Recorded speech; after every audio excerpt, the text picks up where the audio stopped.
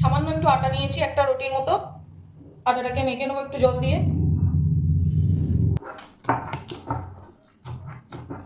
খুব ভালো করে ডোটাকে রেডি করে নেব। আটা রেডি হয়ে গেছে। একটা বেলনি নিয়েছি, বেলনি দিয়ে এটাকে বেলে নেব। উপর দিয়ে একটু আটা ছড়িয়ে দেবো, শুধু এটা বেলাটা।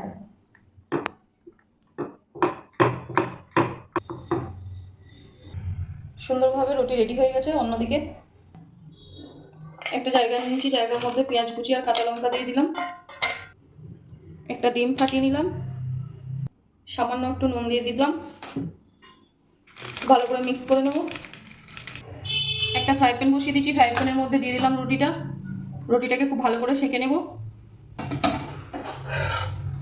উল্টে নিলাম।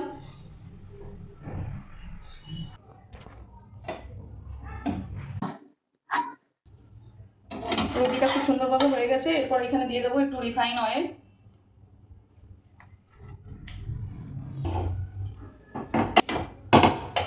এরপর এর মধ্যে দিয়ে দিলাম এগ।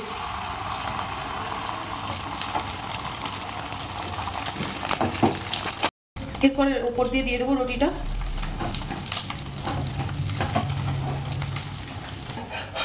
এরপর রুটিটাকে উল্টে নেব। উপর থেকে দিয়ে দেবো গ্রেট করে রাখা চিজ।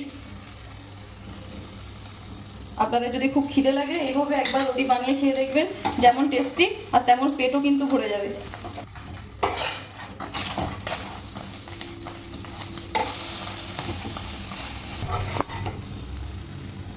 একটা প্লেটে তুলে নিলাম। এই রেসিপিটা আপনারা একবার হলেও ট্রাই করবেন, আশা করি আপনাদের খুব ভালো লাগবে। যারা আমার ইউটিউব চ্যানেলটিকে এখনও পর্যন্ত সাবস্ক্রাইব করেননি তারা অতি অবশ্যই আমার ইউটিউব চ্যানেলটিকে সাবস্ক্রাইব করে ফেলুন। যারা ফেসবুক পেজ থেকে দেখছেন নাইসেস কিচেনের পেজটিকে ফলো করে ফেলুন। নিত্য নতুন রেসিপি পেতে নাইসেস কিচেনের সঙ্গে থাকুন। ধন্যবাদ সকলকে।